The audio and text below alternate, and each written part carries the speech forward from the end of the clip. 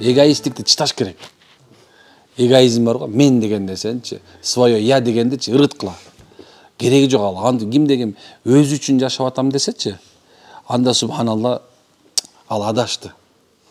Биз үммөт субханалла күйүп бирөө үчүн жашап кетебиз. Бирок бүгүн жашайбыз да. Биздин ниетибизге да сооп жазат, билесиңби шуну? Аз мен айтып берем ошо жөнүндө азыр. Умар радиаллаху анхудан келген хадис бар экен. Ан Умар радиаллаху анху ани наби саллаллаху алейхи ва саллям قال الجالب مرزوق والمحتكر المعلون. Ду айткан экен. Мал'унун. Демек, Умар радиаллаху анху келеткен пайгамбар саллаллаху алейхи ва саллям ушунду айткан экен. Кимде ким ырыскыны, азык-түлүктү элдерге арзан болуш үчүн сырттан алып келсе, бир жактан алып келсе, ага ырыскы берилет. Ал эми кимде ким аны сактап чыгарбаса, ага Алланын каргышы болот. Мал'унун, Алланын каргышы болот. Дейин деген карагыла. Кээ бир адамдар ушул жөнүндө сөз сүйлөгөндө мындай ойлонуп калат да. Мисалы мына бул жерде картошка элдин баары бияка чыгарбай салдагы, анан кийин Кыргызстандыкын сатам деди, бирок кымбат сатабыз деп туруп алды. Бирөө Россиядан жүк түшүп койду да. Элдин баары ошону каргап жатып калат. Биздики начар болуп калып туурабы? Бирок ошол сооп тапты. Карагандыңызбы? Бир жер мисалы болсо өзгөчө экен да. Бул ар бир адам үчүн кылынган, адамзат үчүн кылган жакшылыкка Алла Таала соопту даярдап койгон. Абулай Самарканди рахметулла айткан, сырттан алып келген адам соода максатында, мейли башка шаардан алып келсин мейли, алып келип арзан сатса, Алла тарабынан ырыскы берилет экен. Бирок ал ырыскычы аз эле болот экен да, мисалы 10 сом, бир товарга 10 тиын кошуп койсун мисалы. Бирок ошонусу 10 миллиондук болуп кетет экен да. Алла береке. Ырыскы деген нерсени биз чектебеш керек. Канчалык депчи. Баарыбыз тең эле өзүбүздүн ырыскыбыздын аркасынан баратабыз. Чын-чын өз ырыскыбыздын аркасынан баратабыз. Биз өлгөнгө чейин баардыгыбыз ырыскыбыз пошаговый жазылып койгон. Ар бир ырыскыбыз. Ойлоп атат бирөөчү, Америка кетти, менен көп акча табып. Жок, сен ырыскың ошого жазылган үчүн кеттиң да. Эми ошол жерде канча жазылган болсо, ошончон алып туруп эле кайра келесиң. Кейлер мындай башка нерсе өлүп кетет да, туурабы? Бул деген нерсе, бул биздин тагдырда эмне колдонуп атса, мына бүгүн эмне болуп атса, ошол нерсе бар. Мына азыр мени угуп атасыңар да, бул нерсе силердин тагдырыңарда бар болчу. Авалким субхан, мен сөйлөсөм башка бирөөнүн аркылуу бар болчу. Бирок Алла Таала бүгүн вааз насаат угасын деп жазылган болчу, ушул жерде отурган баардыгына. Алланын кудуретине чек жок да. Эми ырыскы ушундай берилет экен. Ал өзү күтпөгөн жерден берилет. Билбеген жерден берет ырыскы. Жөн эле берилбейт. Өзүң күтпөгөн, ойлобогон жерден келе берет. Эч кимден үмүт кылган эмессиң сен. Болгон экен өзү соода эле кылдың, бирок Алла Таала берекесин берип коет экен. Эми дейт, дагы бир хадисте пайгамбар саллаллаху алейхи ва саллям айткан, кимде ким мусулмандардын азык-түлүгүн 40 күн адамдар муктаж болуп турганда сактап чыгарбаса же сатпаса, Алла Таала аны Алла пес оорусуна анан кедейчиликке кабылтат деп Мишкатти Масабихта келген экен. Адамдар муктаж. Азыр деле ушундай болду. Кээ бир убактар ушундай болуп кетет. Кээ бирде мындай товарды мындай көтөрүп, уш үчүн мисалы кат шатта эмне кылат? Жана кат турушат, анан тыгыз чыгарып коюп турган сатып кымбат сатканга аракет. Адамдарга мындай бүлгүн салганга аракет. Монополия деп коебузбу? Ошол харам болуп эсептелет шариятта. Да айтылат экен, азык-түлүктү сактап чыгарбаган адам жаман адам. Ошончо ун, сүт, суу. Мына эң важный нерсе. Ун анан суу. Мына ушул адамда нан менен суу керек да. Эгер кимде ким ушул нерсени басып алып чыгарбаса, анда субханалла эмне экен? Ошол адамдар эң жаман адам экен. Дагы бир жерде келет экен, мурдагы бир үммөттөрдө бир улуу бир адам болгон экен. Бир улуу адам деген олия, Кудайдын досу, бир таква инсан болгон экен. Кетип баратып, кумдун дөңсөөнүн жанында кетип баратып, ошол учурда жокчулук болуп аткан экен. Дөңсөнү карап туруп, ушул дөңдүн баары нан болсо, ушунун баарын элдиге таратып ийсем деп ушу Бани Исраил элин баарын таратмакмын деген ойдо болгон экен.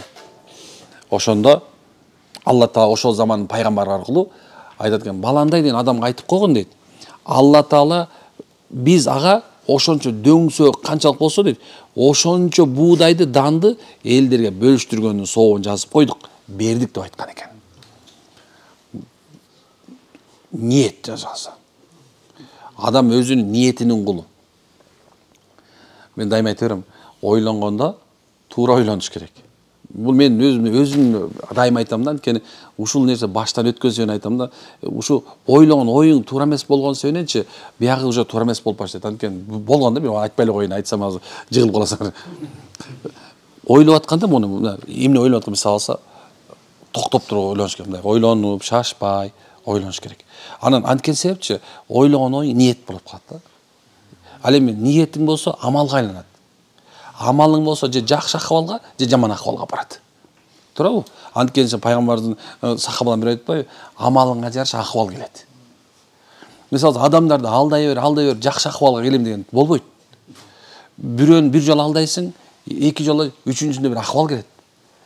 Бир жолу зына кыласың, эки жолу зына кыласың, үчүнчүсүндө акыбал келет.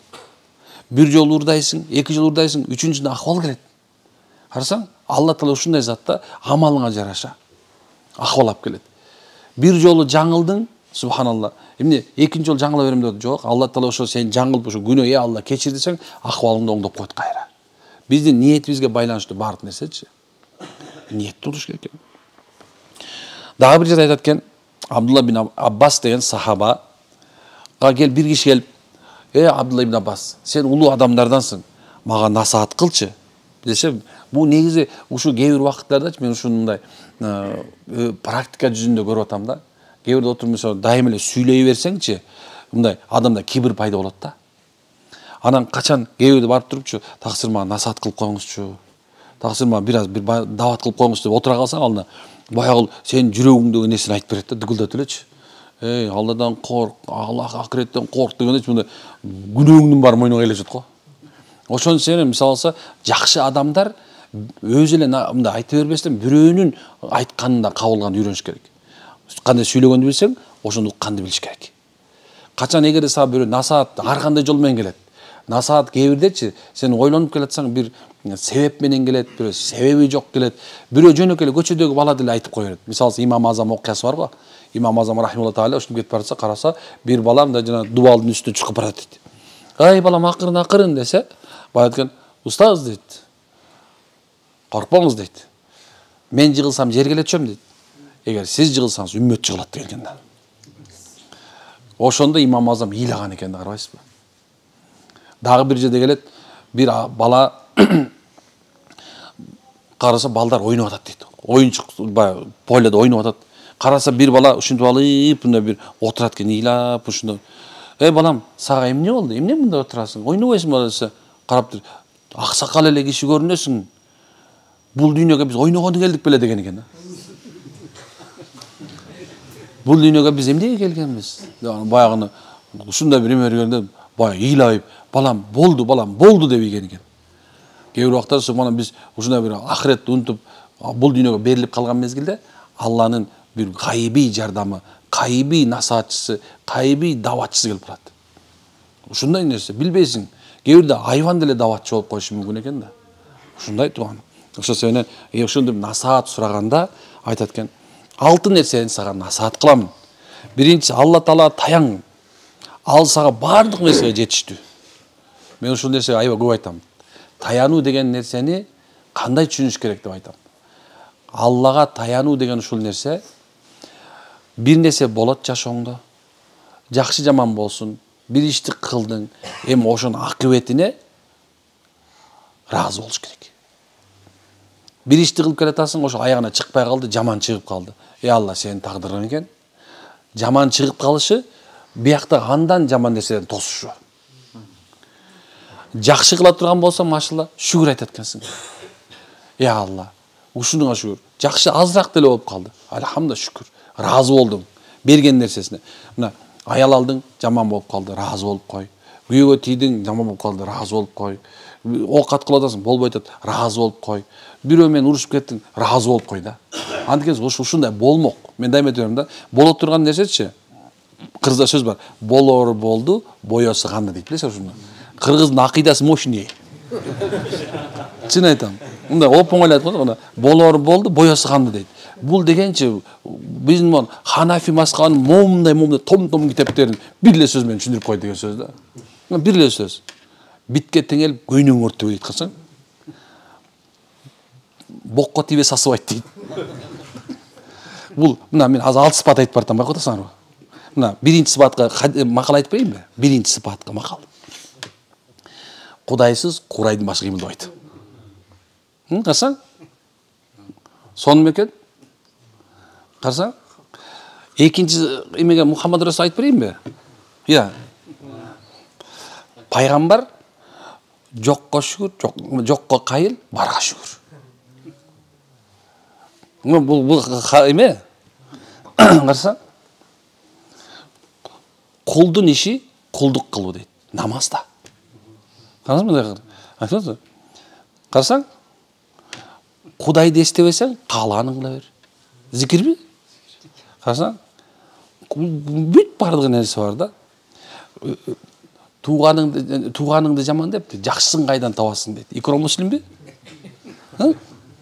Карасаң кандай нерсе?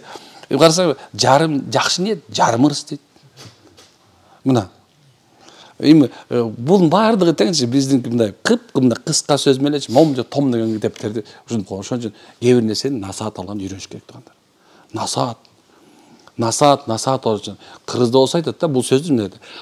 Сөздү уга турган жерге, сууну сиңе турган жерге кой дейт. Же туура эмеспи? Ким калп дейсиңби? Айткылачы. Демек ушундай экен. Алла таян дейт. Экинчиси Алла Тааланын парз кылган нерсесин убагында аткарган. Алла менен мамиле түздүңбү? Бирөөнө жаздың.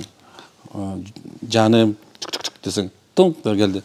Качан жолугабыз десе, кайдан жолугабыз? Тик баланча жерден, баланча саатты дейсиң да. Ошого даярданып баштайт адам, туурабы? Уже айтты да, жаным деген сөз өлдү да ошочо. Уже баштады гү. Андай субханалла. Эмне башталды? Аракет баштады. Так, бар жуунуш керек болот, бат-баттан жумушту бүтүрүш керек болот, атырсаң, кийимиш. Анан точно убакыты бар. Так, эсептейсиң, так, тугисти карайсың. Канча мүнөттө жеткизет, ушунда баарын эсептеп, чоттоп, кой биринчи 5 мүнөт эртерээк барып турайын, Анан тигинин кечиккенде да кайыл болосуң, эрте барып алсаң элечи. Анткени күтүү бар да, заргуу бар. Ошондой эле дейт да, бул Алла Тааланын фарздарын убагында аткаруу деген ушундай. Сен жаратуучусуң, сенин Кудайың, сенин кудуреттүү болгон жаратуучусуң, ырызык берген, бактылуу бактысыз кылган, ошонун жанында сүйгөнүңдүн жанына баргандай. Ушуну эртерээк бара турган болсоң, эртерээк даратыла турган болсоң, азанга чейин сол мешитке келе турган болсоң, күтсөң качан намаз болуп калат деп, убактысын улам карасаң, машалла. Машалла. Эң бактылуу адамдар ушулар. Сүйгөнүнө жеткендер. Сүйгөнүнө жетип анан сүйгөнүн күткөндөр. Анын сүйгөнүнүн мындай каприздер болот да, болбойт да туруп. Каприз болобу же болбойбу? Биринчи барган эле сүйгөнсүңөр туурабы? Азыр эми сүйбөй калдыңар кээ. Бирок дейин субханалла, анын капризин көтөрөсүң туурабы? Анын айткан нерсесин көтөрөсүң, алып бер деген нерсени алып бересиң, мындай кыласың. Мындай чыкпады. Бересиң деп чыкпады баягы. Десеңчи.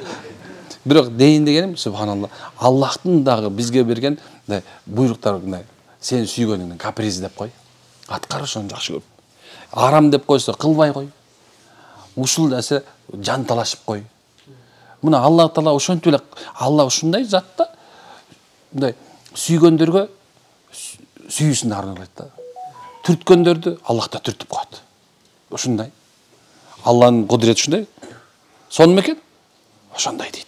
Үчүнчү насаатым дейт. Тил дайыма Алланы эстөө менен алек болсун. Менин шейхим айтат эле. Дүйнөң куруп баратса, тилиң зикирде болсун деп айтат эле. Карасаң кандай нерсе? Ошондо мен дайыма бир эмем бар да. О Алла, мен тилимди так, дилимди таза, акылымды тунук кыла көр деп айтам. Бул чоң нерсе. Анткени бир күн болот, тили катып калат. Дил субгана карарып калып отурган болсочу, оор. Акыл ошол мезгилде өчүп калат. Мына ошол мезгилде Азраил келет. Ошол Азраил деген Алланын өкүмүн аткаруучу келгенде, эгерде сен тилиң так, дилиң таза, акылың тунук болуп турган болсо, оозуңан келмең чыгып кете турган болсочу, ла илаха иллаллах десең, куш келипсиң Алланын пендеси. Сен акыйкатты айттың. Бүгүн сага эч бир зулумчулук болбой атып, мына асманды карасаң, 7 карата асман мондай вороталар ачылат. Кадимки өзүңдүн воротаңды ачканда, же болбосо кинолордо деп ачат го мындай жан. Асмандар улам ачылат. Асмандын дарбазасы улам ушунда ачылат. Бир дарбаза, 2 дарбаза, анан биринчи дарбазадан өткөндөн биринчи асманга жеткенде, ушундай биринчи асмандан кайтарып турган периштелер, бул кимдин жаны? Баландайдын жаны. Куш келипсиң? Иманда келипсиң? Өкүм келет. Буга бейиштин кийимдерин кийгизип койгула. Алла буга рахматын жаадырды. Буну Алланын райымы күтүп турат дегенде кийгизилип туруп, 2 периште сенин жаныңа акырын алып келип туруп, сен менен жасатымды, денебизди, табытыбызды көтөрүп алып туруп, үзөнүңүздү чуркап бараткан мезгилинде, субханалла, үстүндө карап, денеңди карап, чын эле мен азаптан кутулдумбу? Чын эле мен бул дүйнөнүн жалган нерсенин мындай кыжалатынан кутулдумбу деп сүйүнгөн боюнча биринчи мүрзөгө кирип кеткен аракет кылып кеткен жанчы. Бирок биринчи дене кирип аркасынан жан кирет экен да. Бирок Кудайым сактасын, асмандын эшиги ачылып, оттон болгон ушундай бир чынжыр түшүп туруп, колу бутуңду байлап туруп, ушундай кылып туруп, асманда сууруп барып туруп, тозоктун иттери бирчиктеп туруп, Алланын азабы болсун сага, сен азабы болсун сага деп туруп, тозоктун кийими кийип туруп, кайра жерге атканда адам ушундай өзүнүн денесине келип кире албай, жасаттын каягына качып кире албай, ушунча кыйналып турганда, дене киргенден жок, кирбейм мен бул жер меники эмес деп атканда, мынекен 2 периште, субхана тозоктун периштелери мүрзөнү сүйрөп кирип кеткен мезгилде кыйкыргандан пайда жок калат. Ошол сенен кимдин тили зикир менен алек болгон болсочу, анын дили таза болот. Ал кимдин дили таза болгон болсо, анын пикири таза болот. Ушундай нерсе. Бул дүйнөдө Алла Таала бизге сонун нерсе берген. Кайсы акыбалда болбо, кандай акыбалда болбо, дайыма тилиңди Алланын ысымы менен ным кармаш керек. Бейишти арлап баратканыңарда тойуп алды дейт. Алланын өзү кандай тоебуз? Дене зикир чөйрөсүндө көп отургула деген пайгамбарыбыз. Аракет кылабыз иншалла. Мына ушул чөйрө, азыр ушул зикир чөйрөсү ушул. Тойдуңарбы? Тойбой алышы. Дальше продолжить дейм. Бул дүйнөдө өлгөнгө чейин тойбой эле. Отунга тойбогондой, абид таква адам ибадатка тойбосун. Отунга тойбогондой дейт. Алым да китепке тойбойт дейт. Демек субханалла, бул дүйнөдө Алланын нуруна, жарыгына умтан аракет кылабызбы иншалла? Бизден кетсе кечирип коңуздар. Субханака хамди. Ашла анта астагфиру ва атубу илейк. Алла күнөөбүзгө кечиргиле. Алла абдан ыраазы болсун. Бизден кетсе кечирип коңуздар.